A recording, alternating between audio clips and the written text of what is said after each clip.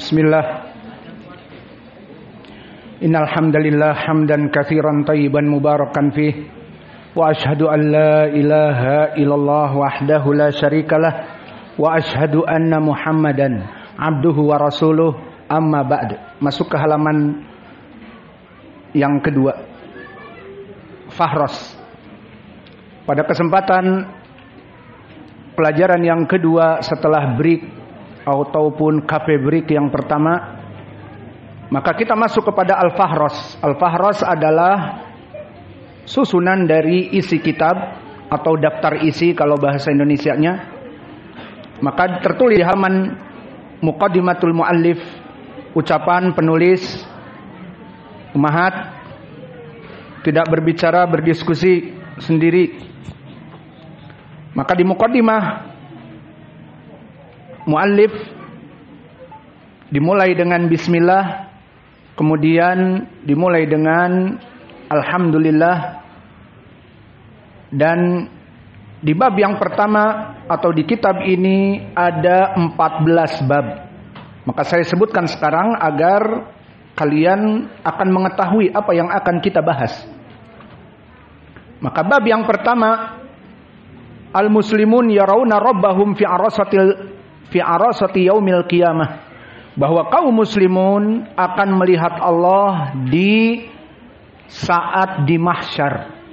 Makna arasatil qiyamah maknanya di saat manusia dikumpulkan di mahsyar. Ini bab yang pertama. Nanti penulis akan menyebutkan dalil Al-Quran dan Sunnah yang sahih bahwa kaum muslimin akan melihat Allah di situ. Dan yang kedua dari sifat melihat Allah adalah al-mu'minuna yarawna rabbahum fil jannah. Orang-orang yang beriman akan melihat Allah di surga. Ini di bab yang kedua ini penulis pun akan mengumpulkan ayat-ayat Al-Quran dan hadis-hadis bahwa kaum muslimin melihat Allah. Dan di sini nanti kalian akan terheran-heran bagaimana 4 kelompok tadi, dari kelompok Asy-Syiah, Al-Khawarij, dan juga dari Al-Jahmiyah dan Al-Mu'tazilah menafikan melihat Allah di surga. Dan di sini pendalilannya Allah menampakkan dirinya di surga dan di hari akhirah. Maka mereka menafikan. Maka lihat bagaimana kelompok ahlul bid'ah menafikan Al-Quran dan Sunnah tentang keyakinan ini. Maka oleh sebab itu pantaslah mereka the wrong path. Mereka menjadi kelompok ahlul bid'ah dan mereka in the hellfire, seperti hadis tadi bahwa Nabi Muhammad SAW mengatakan kulluha finnari illa wahidah. Semuanya dari 73 itu 72 masuk api neraka kecuali yang satu, karena menyelisihi Al-Quran, menyelisihi hadis. Dan begitu pun yang tadi menetapkan di dunia melihat Allah, menyelisihi Al-Quran dan hadis, mengatakan bahwa Allah bisa dilihat di dunia. Maka kenapa semuanya disebutkan tadi di hadis kulluha finnar, mereka orang-orang yang the wrong path, salah jalan di api neraka? Karena permasalahannya bukan sepele. Permasalahannya permasalahan yang sangat prinsipal, permasalahan akidah, permasalahan manhaj. Maka di bab yang pertama dan yang kedua di sini penulis akan menjelaskan bagaimana kaum muslimin di hari kiamat di padang mahsyar melihat Allah, dan bab yang kedua khusus di surga melihat Allah. Kemudian di bab yang ketiga nanti yatajallallahu lil muslimin fi arasatil qiyamah dhahikan, bahwa di hari kiamat kelak Allah akan menampakkan wajahnya kepada kaum muslimin dhahikan, dalam keadaan tertawa. Akan diberikan hadis. Jadi Allah akan tertawa menampakkan dirinya. Di bab yang keempat al-babur rabi' al-muslimuna yarawna rabbahum fil mawdi'ain bil ain, bahwa kaum muslimin akan melihat Allah itu dengan kedua mata. Jadi bukan seperti orang-orang Mu'tazilah mengatakan dengan mata batin, menafikan dengan kedua mata. Maka kita katakan kita akan melihat Allah dengan kedua mata kita. Ini di bab yang keempat. Kemudian al-babul khamis, di bab yang kelima, pas babul khamis ada. Di bab yang kelima, al-kufar wal musyrikun la yarawna Allah fi arasatil qiyamah, bahwa kelompok orang-orang kafir dan orang-orang musyrik tidak bisa melihat Allah di hari kiamat. Hanya muslim saja. Kemudian di bab yang ke-6, al-babus sadis, ar-rad ala man qala bi annal kufar yarawna rabbahum fi arasatil qiyamah. Bab 6, bantahan kepada mereka yang mengatakan orang-orang kafir itu melihat Allah di hari kiamat. Kemudian bab yang ke-7, al-munafiquna yarawna rabbahum fi arasatil qiyamah. Awas. Orang-orang munafik melihat Allah.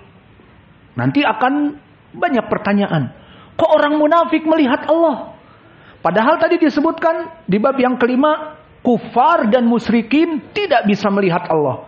Kok orang munafik bisa melihat Allah? Bukankah di Al-Quran disebutkan innal munafikina fi darkil asfali minan nar? Mereka dikerak api neraka yang maksudnya lebih parah dari keadaan orang-orang kafir musyrik. Itu nanti akan kita bahas. Kenapa mereka bisa melihat Allah dan orang kafir musyrik tidak bisa melihat Allah? Tinggal tunggu tanggal mainnya. Walau alam kapan kita kesini lagi kita bahas ini. Dan bab yang ke-8, al-muslimuna wal munafiquna yarawna rabbahum fi arasatil qiyamah ila saqihi. Bahwa kelompok kaum muslimin dan munafikin tadi khusus di arasatil qiyamah akan melihat Allah kepada betisnya. Jadi melihat Allah kepada betisnya. Dan tadi sifatnya Allah tertawa. Dan tadi sifatnya kita melihat dengan kedua mata. Itu semua akan ada. Disebutkan dalil-dalilnya. Dan disebutkan al-ahbaru as-sahihah. Dalil-dalil yang sahih. Bukan dalil-dalil yang palsu. Dalil-dalil hadis-hadis yang dhaif. Tidak. Kemudian juga disebutkan di bab yang ke-7. Al-muslimuna yarawna Allah azza wa jal fil mawdi'ain birrahah. Maknanya kaum muslimin melihat Allah itu dalam keadaan tentram, tidak berdesak-desakan. Maksudnya bagaimana? Setiap orang di tempatnya masing-masing melihat Allah karena posisi Allah ada di atas mereka. Tidak seperti kita melihat objek di dunia. Seperti contohnya kita dalam perjalanan safar ada kecelakaan di tol. Maka orang berbondong-bondong untuk melihat kecelakaan tersebut. Maka di sini semua objeknya in front of eyes kita. Maka orang yang di belakang tidak bisa melihat yang di depan. Iya apa tidak? Terhalang oleh manusia karena the object is in front of eyes, di depan mata kita. Namun di saat kita melihat Allah, Allah is in the up, bahwa Allah itu di atas kita semua, sehingga melihat dengan mudah. Itu nanti akan dibahas. Jadi di surga kelak dan di hari kiamat kelak kita melihat Allah tanpa berdesak-desakan, yang depan menghalangi yang belakang jinjit. Tidak, karena Allah ada di atas kita. Itu akan ada babnya khusus. Bab yang ke-9. Bab yang ke-10, al-babul ashir, al-mu'minuna yarawna rabbahum fil jannah ila wajhihi. Nah, di sini bedanya. Adapun di surga, di bab ke-10 ini, kaum muslimin atau bahkan mukminin akan melihat Allah kepada wajahnya. Jadi di surga melihat wajah. Di hari akhirat, waktu kita dihisab, melihat apa tadi? Betis. Kok bisa? Ya pokoknya itu di dalam hadis-hadis yang sahih. Itulah keimanan kita. Keimanan kita diambil nanti dari hadis-hadis yang sahih. Dan dijadikan hadis-hadis yang sahih ini sumber keyakinan kita. Kemudian masuk kepada bab yang ke-11. Al-hadi asyar. Al-babul hadi asyara. An-nisa'u yarawnallah fil jannah. Bahwa perempuan juga melihat wajah Allah di surga. Jadi zahirnya bukan laki-laki saja. Perempuan juga. Mana dalilnya? Ya nanti. Tunggu tanggal mainnya. Al-babu tsani asr, bab yang ke-12. Qila li ahlil jannah yang durunallah fi kulli yaum marratain.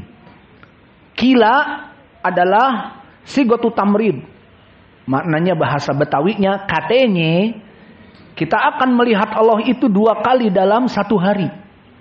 Kayak minum obat misalnya. pagi dan petang. Nah, kalimat kila di sini sigatu tamrid katanya di sini akan dibahas oleh penulis bahwa ucapan ini tidak benar karena berlandaskan dengan hadis yang dhaif, tapi yang sahih setiap pekan. Kapan itu? Hari Jumat. Maka hari Jumat itu afdalul ayyam fi dunya wa fil akhirah. Hari Jumat dipilih oleh Allah sebaik-baiknya hari di surga dan juga di dunia sekarang ini. Maka di sini dari pembahasan melihat Allah yang ke-12. Bab yang ke-13, last one. Inna ahlal jannah yarawna rabbahum fi kulli yaumil jumu'ah. Bahwa kaum muslimin akan melihat Allah di hari Jumat. Di sana nanti kita akan menjelaskan hadis-hadis bahwa penduduk surga yang sudah dihalalkan kita ini melaksanakan apa saja, meminta apa saja. Mala ainun ra'at, wala udunun sami'at, wala khatara ala qalbi basharin. Disebutkan surga itu tidak pernah terbayang di benak kita, tidak pernah dilihat, didengar, dan kita akan meminta apa saja yang dulu di dunia dicita-citakan diharamkan seperti khomer, kita bisa meminum khomer. Menikahi bidadari-bidadari, kalau di sini nggak butuh jealous ya. Masalah bidadari itu kan sudah ada dalilnya, 70 dan seterusnya. Jadi ibu-ibu nggak usah jealous lah. Maka di sini akan dinikahkan dengan bidadari-bidadari di surga. Dan kenikmatan-kenikmatan yang lain. Ini semua kenikmatan terus dalam keadaan bersiklus.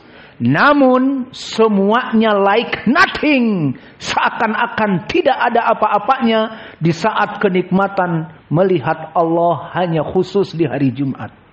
Jadi kesimpulannya, orang-orang penduduk surga yang dihalalkan apa saja dia meminta, tetap ada asa dan ada harapan yang dia tunggu-tunggu. Apa?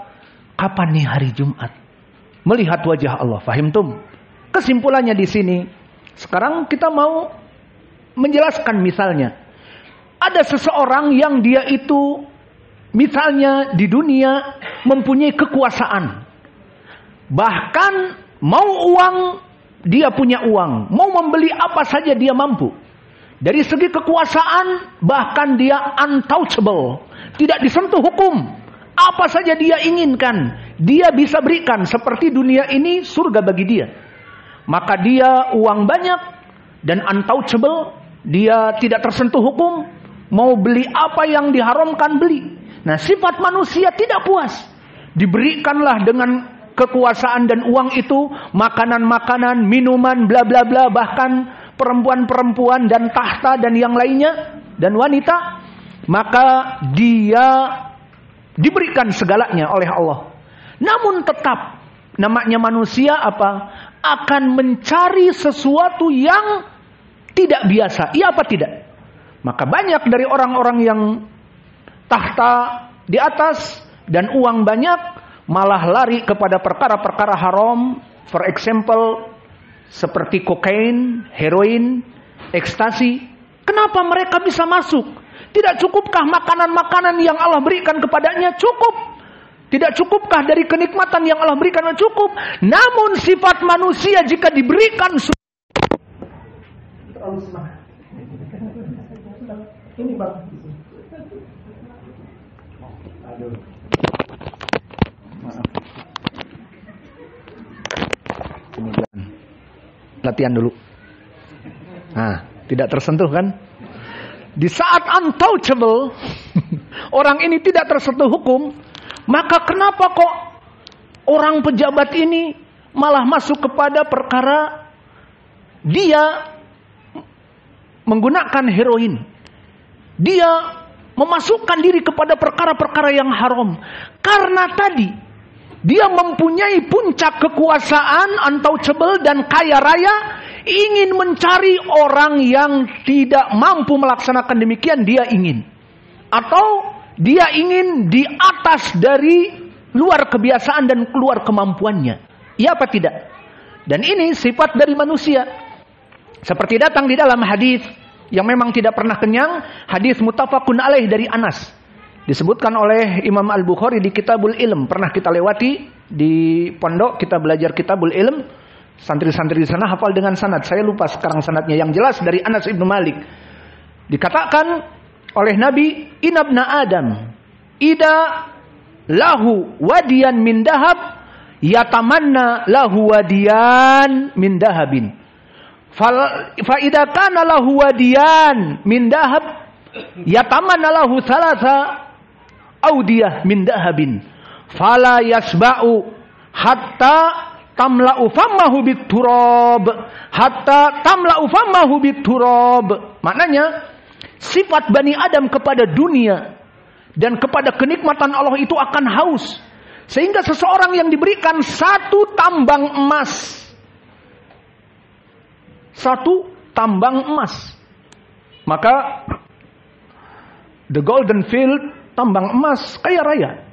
Bukannya dia sibuk 7 turunan bisa makan, udahlah saya sibuk bikin masjid, bikin pondok, duduk di shop yang pertama, sibuk baca Al-Quran dari pagi sampai duhur, asar istirahat, duhur istirahat, asar belajar, maghrib belajar, udah. Itu keinginan kita. Namun manusia-manusia yang di luar sana yang awam, maka mereka bukannya berpikir untuk akhirah. Justru dari the golden field ini, yang satu, dia malah membuat bisnis untuk memutar dan memutar, mendapatkan 2 tambang emas yang kedua. Dan kalau sudah mempunyai 2 tambang emas yang kedua, apakah cukup? Nothing. Tapi apa? Dia akan memutar bisnisnya 2 tambang emas ini, mendapatkan tambang emas yang ketiga. Maka kapan mau kenyang? Nabi telah menceritakan, hatta tamla'u fammahu biturab. Dia kenyang kalau dia sudah mati dan dikubur, dimasukkan lahat, dan masuklah dari tanah-tanah itu ke mulutnya.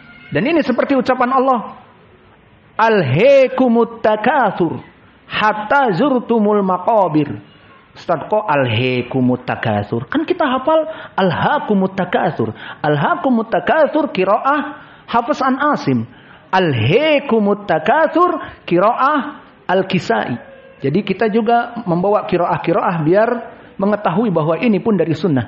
Maka alhaakumut takatsur telah mencelakakan kalian dengan berlomba-lomba dengan dunia yang tidak pernah kenyang. Kesimpulannya dari hadis dan ayat yang kami sebutkan tadi, sifat manusia itu nafsu. Begitupun itu di dunia, nafsu sehingga membuat mereka jauh dari ibadah, dan begitupun di akhirah. Lalu di hari akhirah nafsunya boleh emang?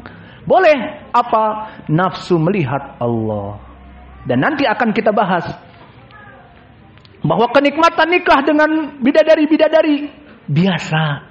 Makan apa saja yang diinginkan. Ingin, bukan iklan, burger. Dan bukan nanti duhur saya diberikan burger, bukan.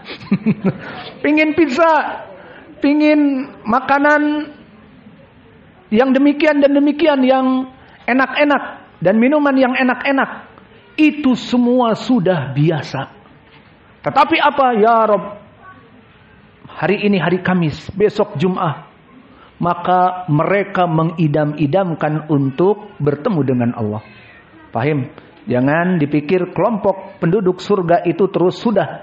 Mereka dalam keadaan kemudian mendapatkan apa yang diinginkan, tidak butuh lagi kepada melihat wajah Allah, tidak. Justru mereka mengidam-idamkan untuk melihat wajah Allah. Kapan nih yaumul Jum'ah? Maka di bab yang ke-13, inna ahla al-jannah yarawna rabbahum fi kulli yaumil Jum'ah. Mereka akan berkumpul. Dan tadi telah kami sebutkan, di saat berkumpul kita yang mencintai karena Allah tadi, apa keutamaannya? Kita akan dinaikkan untuk naik kepada panggung-panggung min nur, dari cahaya-cahaya. Dan dikatakan, ainal mutahabbina fi jalali. Siapa dulu yang di dunia menjalin simbiosis mutualisme untukku, berdakwah bersama, belajar bersama, menuntut ilmu bersama, saling membantu dakwah bersama, maka hari ini di surga kata Allah agar duduk di tempat-tempat yang tinggi. Yaghbituhumul anbiya wasyuhada, membuat jelas dan cemburu para nabi dan orang-orang yang mati syahid, orang-orang biasa mereka. Namun karena simbiosis mutualisme yang mereka lakukan, mencintai karena Allah dulu di dunia, berdakwah bersama, belajar bersama, mereka derajatnya bagaikan para nabi. Maka maukah kalian seperti itu? Kalau mau, marilah kita saling bekerja sama dalam kebaikan, membantu dakwah, bekerja sama dalam berdakwah. Semoga Allah mudahkan bagi kita untuk berkumpul bersama untuk melaksanakan terus dakwah. Dan mudah-mudahan Allah mengumpulkan kita, mungkin bisa kita ciptakan kampung salafi di mana para ahli sunnah berkumpul, kemudian kita punya masjid yang satu dan kajian-kajian berjalan terus, dan anak-anak kita belajar dalam satu ma'had seperti kita di Ma'had Muqbil Al-Wadi'i. Kita mempunyai pondok pesantren dan juga santri dan juga tanah-tanah kaflingan dan seterusnya. Mudah-mudahan di sini pun sehingga para salafiyin bersatu, tidak kontrak lagi tetapi membeli tanah dan bersatu. Maka ini simbiosis mutualisme yang menyebabkan kita di surga melihat Allah dan juga bahkan kita duduk di panggung-panggung yang bercahaya. Dan bab yang terakhir, al-babur rabi' asr yang ke-14, ru'yatullah afdalu ma yu'tahu ahlul jannah. Bahwa bab yang ke-14 ini melihat Allah adalah puncak prima kenikmatan di surga. Jadi puncak prima kenikmatan di surga bukan hanya menikahi 70 bidadari, ataupun makan makanan yang enak, ataupun berbaring di tempat kasur yang sleeping bed dan yang lainnya. Tetapi dia adalah melihat wajah Allah. Maka seperti kami sebutkan, kita yang tidak akan merasa puas, begitupun di surga. Semua perkara-perkara surga dihalalkan oleh Allah, namun masih ada pengharapan. Apa? Kapan melihat wajah Allah? Itulah goyah kenikmatan kita melihat Allah. Maka selesai dari fahros, sekarang kita masuk ke muqaddimah. Digeser. Bismillahirrahmanirrahim. Innal hamdalillah nahmaduhu wa nasta'inuhu wa nastaghfiruh. Ini di pihak perempuan enggak ada ya? OPH namanya ya? Iya, OPH kan, over projector head. Overhead projector. Kita ada di sini. Tapi ada kitab. Ya udah ada kitab, tinggal lihat aja kitabnya. Kalau di sini alhamdulillah kita punya OHP, overhead projector. Al-Muqaddimah. Nah, di sini makna Al-Muqaddimah, muqaddimah si penulis. Bismillahirrahmanirrahim. Penulis di sini memulai dengan basmalah. Ini bukan hanya sekedar kebiasaan atau yang lainnya, tidak. Tetapi di sini penulis memulai dengan bismillah, dengan urgen yang sangat baik. Apa itu urgen yang sangat baik di sini? Kembali kepada pendalilan dari Al-Quran dan Sunnah. Maka telah datang di dalam Al-Quran dan begitu pun di dalam hadis bahwa dulu Nabi Muhammad dan dulu Nabi Sulaiman. Adapun di Al-Quran kisah tentang Nabi Sulaiman. Maka dulu Nabi Sulaiman di saat mengutus burung hudhud, di saat dikabarkan bahwa ada ratu yang kafirah, yang menyembah selain Allah, maka Nabi Sulaiman mengirim utusan kepada hudhud untuk menulis surat. Kemudian dilemparkan kepada ratu yang kafirah ini. Maka diabadikan oleh Allah di dalam surat An-Naml. Di saat dilemparkan oleh hudhud dan hudhud melihat dari jauh. Maka apa kata ratu dari kafirah ini? Qalat ya ayyuhal mala'. Maka berkata, wahai para penggawa-penggawaku, inni ulkiya ilayya kitabun karim. Aku telah dilemparkan kepadaku surat yang agung. Dan ditulis padanya, innahu min Sulaiman wa innahu bismillahirrahmanirrahim. Tertulis padanya bahwa ini dari Sulaiman, dari Nabi Sulaiman, dan ada di atasnya dari tulisan Bismillahirrahmanirrahim. Subhanallah. Tulisan Bismillahirrahmanirrahim bukan hanya di zaman Nabi, tetapi di zaman Nabi Sulaiman, yang mana masih jauh zaman Nabi ke Nabi Sulaiman. Maka Nabi Sulaiman memberikan dakwah kepada ratu dari orang-orang musyrik ini, tertulis Bismillahirrahmanirrahim, maka ditulislah setelah itu ajakan kepada Islam. Maka mana poin pendalilannya? Dimulai tulisan dakwah dengan di atasnya Bismillahirrahmanirrahim. Maka ini dari sunnahnya para nabi. Maka oleh sebab itu penulis di dalam matan seperti dilihat di OHP, penulis memulai Bismillah tidak sembarangan, mengikuti siapa? Nabi Sulaiman. Memulai tulisannya dengan Bismillahirrahmanirrahim. Perkara yang kedua juga tentang permasalahan sunnah dari Nabi. Di sunnah Nabi Muhammad sallallahu alaihi wasallam, kalau antum rujuk hadis Sahih Al-Bukhari nomor 7 di kitab Badail Wahyi, hadis nomor 7, dikisahkan bagaimana Nabi mendakwahi Herakl ataupun Heraklius dari rajanya Romawi pada zaman itu. Hadis ini diriwayatkan oleh Abu Sufyan. Maka dikatakan oleh Abu Sufyan bahwa utusan Nabi datang dohirnya ke Syam, dan di Syam pada saat itu ada kerajaan Romawi dipimpin oleh Heraklius. Maka Heraklius di sini dia memimpin orang-orang Nasara dan imperium Romawi yang zalim.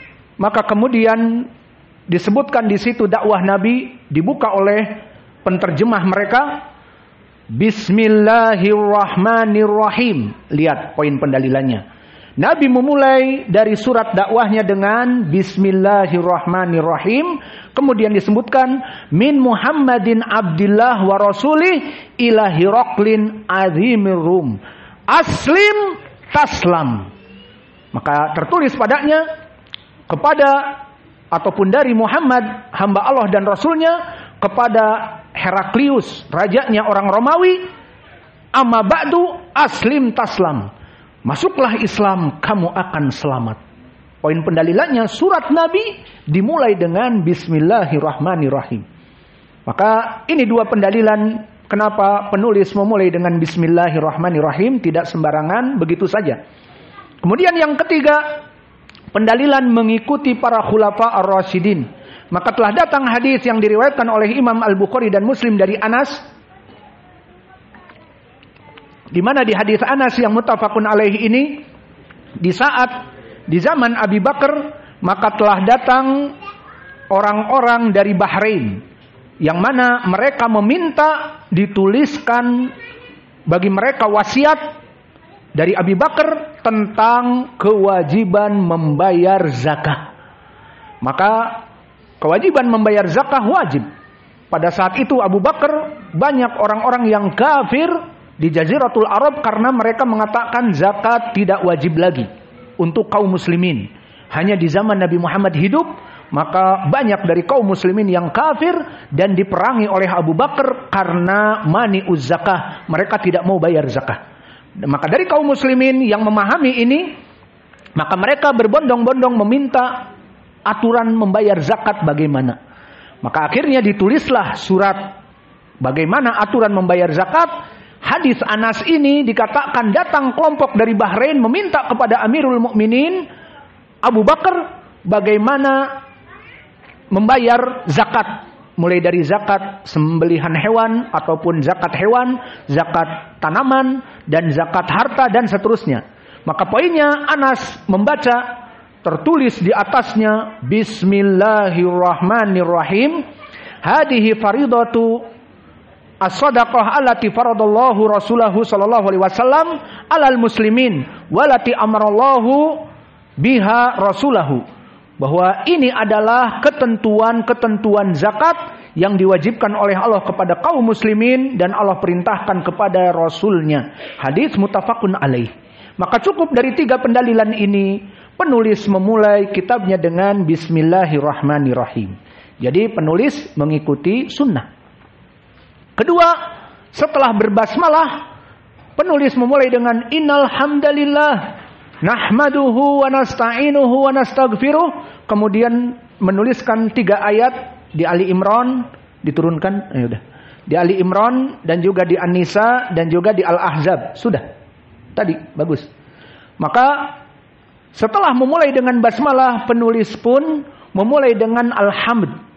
Maka ini ucapan innal hamdalillah nahmaduhu wa nasta'inuhu wa nastaghfiruh dinamakan dengan khutbatul hajah. Dan khutbatul hajah ini telah datang dalilnya dengan lafaz seperti ini. Diriwayatkan oleh Imam Abi Daud dan yang lainnya, yang mana derajatnya dia adalah sahih li ghairih, dikeluarkan oleh Imam At-Tirmidzi, An-Nasa'i dan yang lainnya, hadis yang sahih li ghairih dari sahabat Abdullah ibni Mas'ud. Berkata Ibnu Mas'ud, "Allamani Rasulullah sallallahu alaihi wa ala alihi wasallam an nabda bil hamd fi kulli hajah." An nabda bi khutbatil hajah. Bahwa Nabi mengajari kami untuk memulai keadaan dalam kebaikan dengan khutbatul hajah. Maka khutbatul hajah dipakai dalam berbagai perkara. Di hadis-hadis disebutkan dalam pernikahan, dalam akad nikah. Maka akad nikah, seorang pengakad nikah, dia akan membaca innal hamdalillah misalnya. Dan juga diriwayatkan fi kulli hajatin, kata Ibnu Mas'ud, maknanya pada berbagai perkara yang baik. Maka oleh sebab itu banyak di dalam kitab-kitab dari Sunan An-Nasa'i dan yang lainnya bab disunahkan memulai dalam kebaikan dengan ini. Dan begitu pun Syekhul Islam Ibnu Taimiyah mempunyai kitab kecil syarah dari khutbatil hajah. Dia mengatakan faqadustuhibbat, telah disunahkan oleh para ulama zaman dulu semuanya bahwa memulai kebaikan seperti ceramah atau penulisan kitab ataupun khutbah Jum'ah ataupun nasihat dimulai dengan innal hamdalillah nahmaduhu wa nasta'inuhu wa nastaghfiruh. Maka ini adalah dari khutbatil hajah. Maka kesimpulannya khutbatil hajah dia dari sunnah. Kemudian setelah lihat di matan khutbatil hajah selesai, kemudian penulis memulai dengan amma ba'du. Maka apa itu makna amma ba'du? Amma ba'du telah disebutkan oleh para ulama mimma yustaftahu bihi al-khitab wa faslun baina tsana 'ala Allah ta'ala wa baina ibtida al-khair alladhi yuridu al-khatib i'lamun nas bihi. Makna amma ba'du dia adalah penjeda antara pembukaan kepada Allah seperti memuji Allah, bismillah dulu, lalu alhamdulillah, kemudian memberikan salawat kepada Nabi, kemudian ingin menyampaikan isi materi dari khutbah, dari ceramah, dari khutbah Jum'ah, khutbatul Id, bahkan nasihat saya ingin memberikan 10 menit nasihat kepada kalian misalnya, dimulai dengan ini, maka kalimat amma ba'du dia penjeda antara pujian kepada Allah dan salawat. Sebelum masuk kepada materi maka dimulai dengan amma ba'du. Fahim ya? Maka kalimat amma ba'du di sini apa hukumnya? Dari sunnah. Maka apa maknanya? Amma ba'du di sini adalah penjeda antara muqaddimah memuji Allah dan seterusnya dan salawat. Sebelum masuk kepada materi dijeda dengan amma ba'du. Yang mana kalau bahasa kitanya perhatian, your attention please. Setelah memuji Allah, mau masuk kepada isi amma ba'du, maka yang setelahnya your attention please, mohon perhatiannya, itu maknanya. Maka di sini ucapan amma ba'du juga adalah sunnah yang oleh Nabi dilakukan secara lisan dan juga secara tulisan. Adapun secara tulisan Seperti hadis tadi di Sahih Al-Bukhari yang kami sebutkan di nomor 7. Di saat Nabi menulis surat kepada Hiroklin Adimir Rum, disebutkan Bismillahirrahmanirrahim dari Muhammad, hamba Allah dan Rasulnya, kepada Hiroklin Adimir Rum, kemudian ditulis amma ba'du. Maka amma ba'du, baru setelah itu Nabi mendakwahi aslim taslam, masuklah kepada Islam. Ini isi materinya, paham? Sehingga amma ba'du penjeda, lihat antara pujian setelah basmalah dan pujian kepada Allah, lalu mau masuk kepada materi dinamakan amma ba'du. Jelas di sini? Nah, ini tadi contoh dari penulisan Nabi kepada Raja Romawi pun dengan amma ba'du, susunannya seperti ini. Setelah pujian masuk kepada materi ditulis amma ba'du. Fahimtum? Seperti ini contohnya. Dan begitu pun ini dari segi tulisan juga dari segi lisan.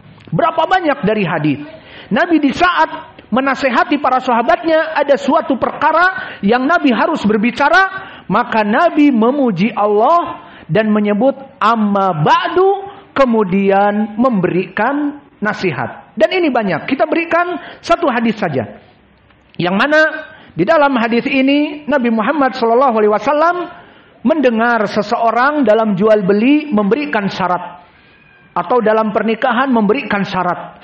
Tetapi syaratnya begini dan begitu. Tetapi syaratnya begini dan begitu. Yang syaratnya itu tidak sesuai dengan Al-Quran dan tidak sesuai dengan Sunnah. Maka Nabi di sini dalam keadaan marah dan ingin memberikan nasihat. Maka Nabi berdiri, qoma Rasulullah fa'athna alaih summa qala amma ba'du. Maka Nabi di sini ingin memberikan komentar bagi mereka orang-orang yang jual beli mensyaratkan dari syarat-syarat itu tidak masuk kepada Islam, maksudnya syariat Islam. Maka Nabi berdiri dan mengatakan innal hamdalillah seperti tadi, kemudian amma ba'du, kemudian barulah Nabi mengatakan kepada materi amma ba'du ma bala qaumin yastarituna ghairi ma unzila minal Qur'an wa sunnah batilun. Maka tidaklah manusia memberikan syarat-syarat yang tidak dari Al-Quran dan sunnah, maka batil, tertolak syarat tersebut. Mana poin pendalilannya? Nabi menyebutkan amma ba'du. Paham ya tadi? Dalam ceramahnya Nabi menyebutkan amma ba'du, dan juga dalam keadaan penulisan kitab. Maka selesai dari amma ba'du. Ternyata ada, alhamdulillah. Udah selesai. Nah sekarang setelah selesai dari amma ba'du, kita masuk kepada ucapan penulis. Dikatakan oleh penulis aqidatus salaf ashabil hadith. Aqidatus salafi wa ashabil hadith fi sifati ru'yatillah. Bisa digedekan bang, di zoom 200 atau lebih itunya, terutama yang bawah. Aqidatus salaf wa ashabil hadits fi sifati ru'yatillah azza wajal. Maka silahkan dilihat di matan. Maka inilah muqaddimah dari penulis setelah amma ba'du. Aqidatus salaf wa ashabil hadits.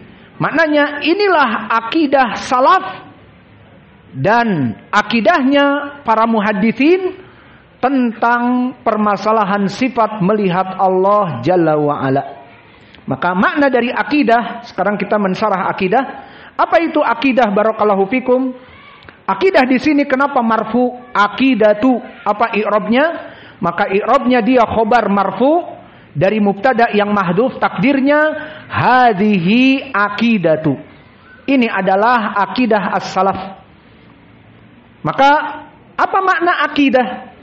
Akidah dari segi lughah dia adalah ar-rabt al-qawi. Dia adalah ikatan yang simpul, yang kuat.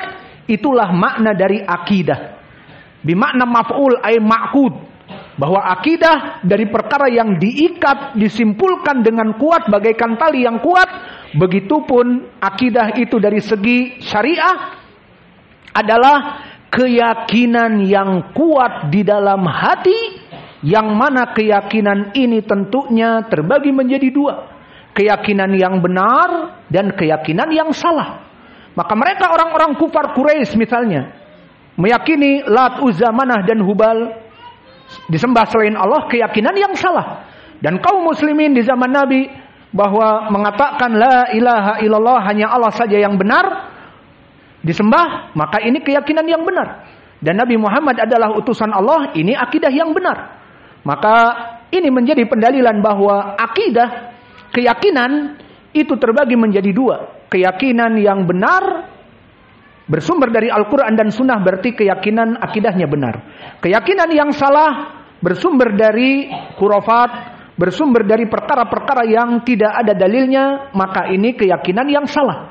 Seperti contohnya, keyakinan mereka orang-orang Hindu, yang mana mereka menetapkan dewa-dewa dari tulisan karya Brahmana dari kitab Mahabharata. Maka mereka meyakini bahwa yang menciptakan Mayapada, mereka menyebutkan dunia dan langit dan seisinya Mayapada. Mereka mengatakan yang menciptakan Mayapada adalah Dewa Shiva yang 4 tangan. Dia pencipta Mayapada. Dan yang menjaganya Wisnu. Maka Wisnu yang menjaga Mayapada ini, Dewa Wisnu. Maka Dewa Wisnu ini bertrinitas, menjadi avatar. Di saat zamannya Ramayana, jadi dalang kita, bentar. Jadi dalang dikit ya. Maka di saat Ramayana, di kisah dari karya manusia Brahmana ini, diambil keyakinan bahwa Rahwana adalah raja yang angkara murka. Maka dia mempunyai daerah Alengka Dirja, yang mana di sana dia membuat istana yang besar di laut, kemudian menculik Dewi Sinta. Nah, di sini karena kemungkaran besar di dunia, gonjang-ganjing, diturunkanlah avatarnya Wisnu menjadi Prabu Rama. Akhirnya dengan Hanuman dan Sugriwa dan Subali dan seterusnya menyerang Alengka Dirja. Kesimpulannya, Wisnu di sini berperan menjadi Ramayana dan menyelamatkan Sinta dari Rahwana. Ini fungsi yang mereka kira dari akidah dari kitab Mahabharata dan Ramayana. Dan di kitab Mahabharata juga Wisnu beravatar. Menjadi siapa? Menjadi Krishna yang warnanya biru. Karena Pandawa yang 5 akan kalah kalau tidak ditolong, maka kemungkaran, mereka mengatakan Dharma akan kalah dengan adanya Kurawa yang 100. Maka kita harus menolong Dharma. Dharma itu kebaikan di muka bumi harus diwujudkan, dan angkara murka harus dimatikan. Ini keyakinan. Makanya saya tadi mengatakan bahwa permasalahan keyakinan bisa jadi di hati mereka diyakini kuat. Maka diturunkanlah jadi Krishna membantu Pandawa yang 5 melawan Kurawa yang 100. Jadilah perang dahsyat, Bharatayuda dan Pandawa menjadi menang. Ini keyakinan mereka. Jadilah Dewa Wisnu menjaga alam raya Mayapada. Kemudian ada Dewa Brahma, Dewa Api. Ada Dewa Bayu, Dewa Angin. Ada Dewa Indra, Dewa Petir. Dan ada Dewa Aswin, Dewa Penyembuh. Dan ada Dewi Sri, Dewa Kesuburan. Dan ada Dewa Ganesha.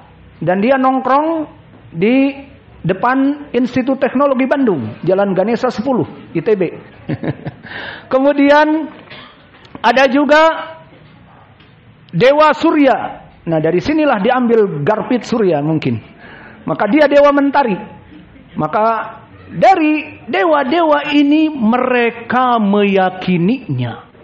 Maka mereka meyakini di dunia ini ada Wisnu, ada Shiva, ada Brahma, ada Bayu dan seterusnya. Ini keyakinan apa? Keyakinan yang salah. Dan kaum muslimin meyakini hanya Allah yang mengatur alam raya ini. Yudabbirul amra.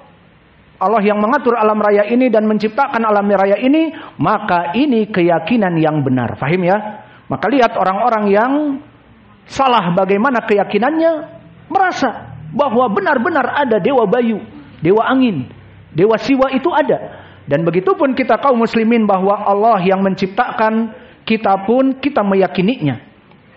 Maka oleh sebab itu Allah berfirman di dalam ayat Al-Quran, "Dzalika bi annal ladzina kafaru taba'ul batila wa annal ladzina amanu taba'ul haqqa mir rabbihim." Maka keyakinan orang-orang yang kafir musyrik meyakini Lat, Uzza, Manah dan Hubal dan 360 patung yang ada di dalam Ka'bah, maka keyakinan mereka keyakinan yang batil. Dan keyakinan kaum muslimin kepada Nabi Muhammad seorang rasul dan mengimani Allah yang menciptakan mereka dan mengatur mereka, ini keyakinan yang benar. Maka ini makna dari akidah, akidatu as-salafi. Apa itu makna as-salaf? Maka as-salafi di sini majrur karena mudhafun ilaih. Takdirnya hadihi akidatu khobar, as-salafi mudhafun ilaih. Lalu apa makna as-salaf? As-salaf dari segi lughah apa yang telah lampau. Seperti Allah berfirman di dalam surat Al-Anfal, "Qul lil ladzina kafaru an yantahu yughfaru lahum ma qad salaf."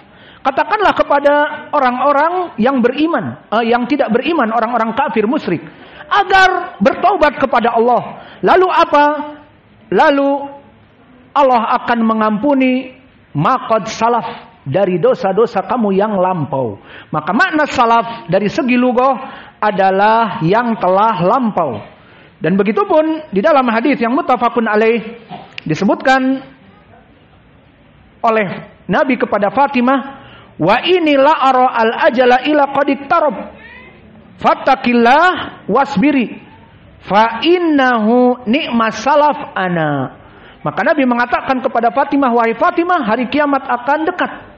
Maka sabarlah dan takwalah kamu kepada Allah. Fa innahu ni'mas salaf ana." Maka sebaik-baiknya orang yang terdahulu yang akan dijadikan panutan adalah aku, yakni Nabi Muhammad.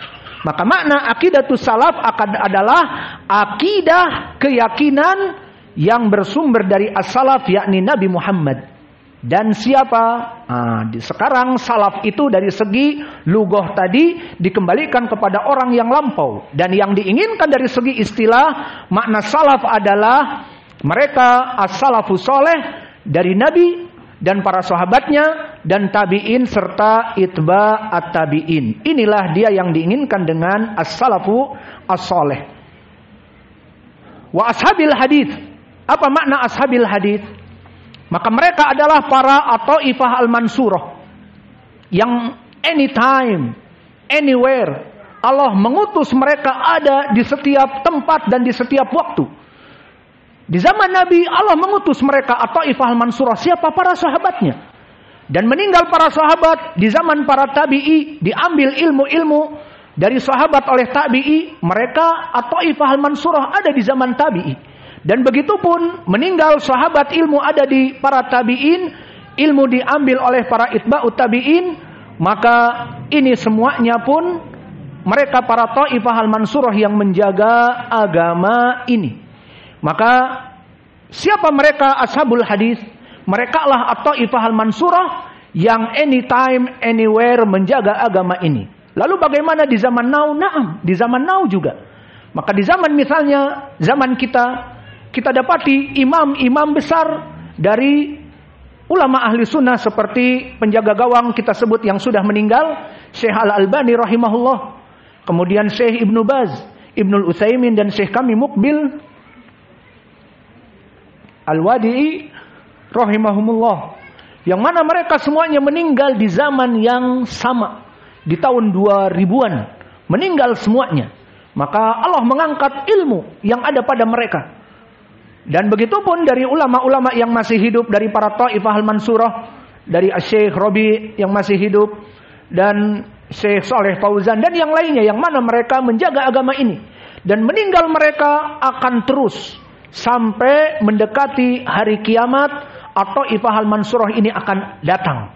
Dan hadis atau taifah al-mansurah, hadis yang mutawatir, datang dari banyak sahabat. Seperti datang dari Abi Hurairah, datang dari Imran ibnu Husain, dari Mu'ad ibnu Jabal, dari Muawiyah ibnu Abi Sufyan, dari Al-Mughirah ibnu Syu'bah, dari Jabir ibnu Samurah, dari Jabir ibnu Abdullah, dari Uqbah ibnu Amir, dari Thauban, dari Abi Umamah dan Amr, dan juga dari Murrah Al-Bahwi dan Syarahbil ibnu Samt, dari Sa'id ibnu Abi Waqqas dan Salamah ibnu Nufail, Maka hadis ini mutawatir, datang dari lebih 10 sahabat. Semuanya diriwayatkan dengan lafaz yang sama. La tazalu ta'ifatun min ummati zahirina 'alal haqq la yadurruhum man khalafahum wa khadalahum ila yaumil qiyamah wa hum zahirun. Akan selalu datang, anytime, anywhere. Tentu Nabi tidak mengatakan anytime, anywhere. Nabi mengatakan dengan bahasa Arab. Dalam setiap waktu, di setiap zaman, akan ada kelompok yang ditolong. Yang kelompok ini hidup dalam berbagai taifah. Di zaman Nabi para sahabat, kemudian itba'ut tabi'in dan para tabi'in. Di zaman kita para ulama ahli sunnah yang terutama sudah meninggal, sudah kami sebutkan tadi, meninggal dalam keadaan sunnah. Dan dari yang masih hidup seperti Syekh Saleh Fauzan, Syekh Rabi Ibnu Hadi, Syekh Muhammad Ibnu Hadi dan yang lainnya, yang semoga Allah menjaga mereka mati dalam keadaan sunnah. Ini Taifah al-Mansurah, dan kelak menjelang hari kiamat mereka ada. La tazalu ta'ifatun min ummati zahirina 'alal haq. Maka mereka zahir dalam keadaan menyebarkan agama ini. La yaduruhum man khalafahum wa khadalahum. Ada di antara mereka orang-orang kafir. Ada. Kelompok kafir ada. Dan kelompok mubtadi'ah ada. Namun tidak berpengaruh. Mereka tetap jaya memberikan ilmu, berdakwah. Dan semua orang belajar dan mengambil ilmu darinya. La yadurruhum man khalafahum wa khadalahum ila yaumil qiyamah wa hum zahirun. Akan terus ada sampai menjelang hari kiamat. Maka ini karena Allah menjaga agama ini. Berbeda dengan agama Nasara, agama Yahudi yang sudah hilang. Dan bahkan diakhiri dengan kitab-kitab mereka mengajak kepada Trinitas, kepada Asalitsu Salasah, kepada 3-in-1 dalam peribadatan. Maka Allah itu 1 dan 3. 1 di antara 3 gimana? Di saat mereka mengetuk kening, mereka mengatakan for the Father. Kepada dadanya and his son. Dan kepada dada kirinya and the soul of the spirit. Apa makna dari Trinitas ini? Kekufuran, kesyirikan. Bahwa Allah itu, kita nggak katakan Allah, Allah itu 3 dari 1. Di saat mereka mengetuk kening, for the Father, ibadah kepada ayah yang di surga, yakni Allah Bapa, ayah. Kemudian dada kanan and his son, dan anaknya Isa ibnu Maryam dikatakan anaknya. Dan dada kiri and the soul of the spirit, terjadi ikhtilaf juga di kalangan mereka dari teologi mereka. The soul of the spirit pertama untuk Jibril, dan yang rajih lagi untuk Bunda Maria karena istri Allah. Kan Isa dari anaknya. Lihat bagaimana penghinaan kepada Rabbuna Jalla wa Ala. Maka di sini dalam permasalahan teologi yang kesyirikan ini, maka mereka tidak diselamatkan oleh Allah di dalam kitab Injil yang ada. Baik Injil Perjanjian Lama Baru, semuanya ditulis oleh Saint Paul, Santo Paulus.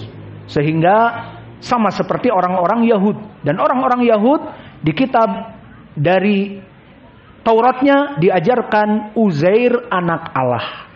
Jadi mereka lebih dahulu mengajak kepada penyembahan Nabi Uzair menjadi anak Allah dan disembah. Dan dibawa pemikiran ini oleh Saint Paul ataupun Santo Paulus.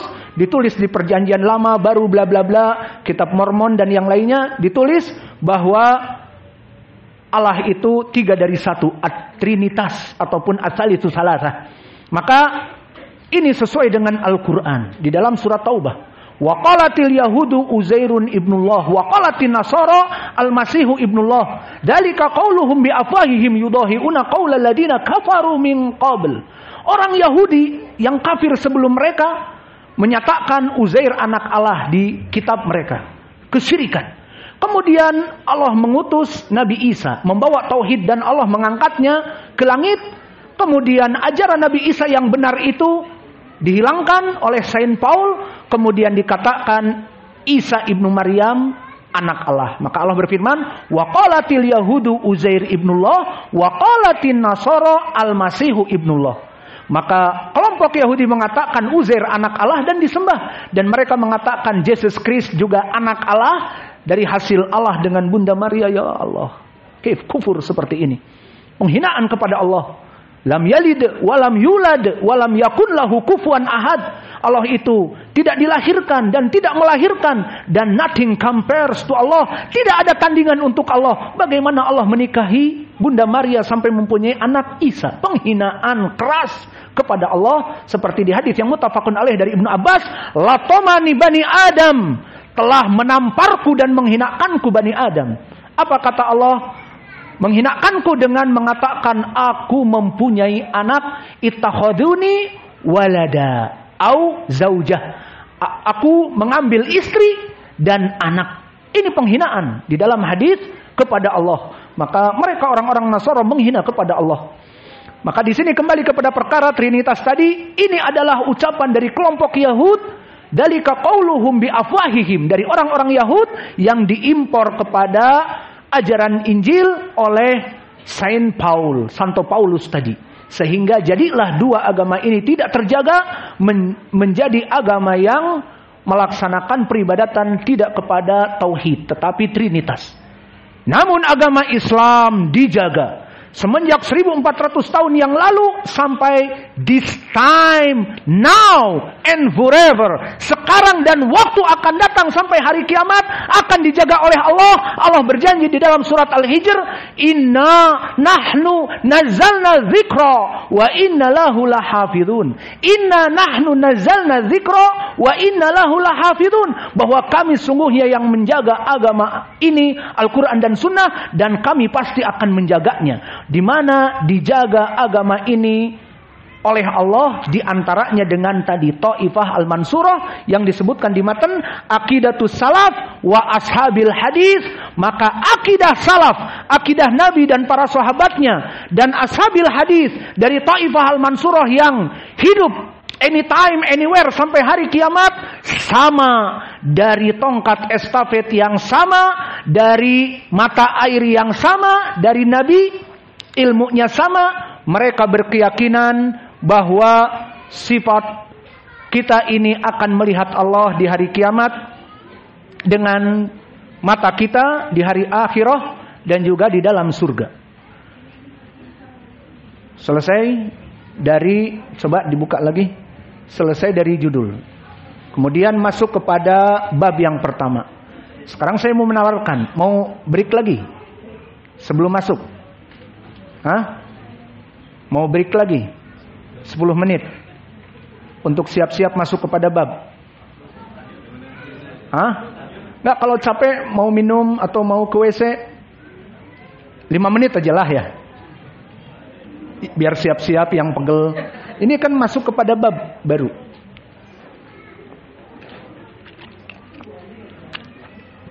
Dimana kalau kita break, kemudian yang mau sholat duha 5 menit, di sini waktu paling bagus. Takutnya saya mendolimi kalian, wah Ustadz ini nggak ngasih waktu sholat duha, saya biasa sholat duha. Silahkan, ini waktu terbaik. Mana waktu terbaik sholat duha? Jam-jam seperti ini, sesuai dengan hadis yang diriwayatkan oleh Imam Muslim dari Jabir, bahwa Nabi bersabda, khairu ataupun sholatul awabin hina tumridul fisol. Sholat orang-orang melaksanakan duha, orang-orang yang bertaubat kepada Allah melaksanakan duha, itu hina tumridul fisol.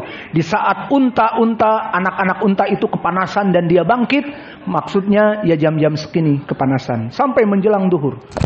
Maka saya mau ke WC, ada kosong WC. Ayo kita sholat duha, berlomba-lomba dalam kebaikan. 5 menit, just 5 minutes.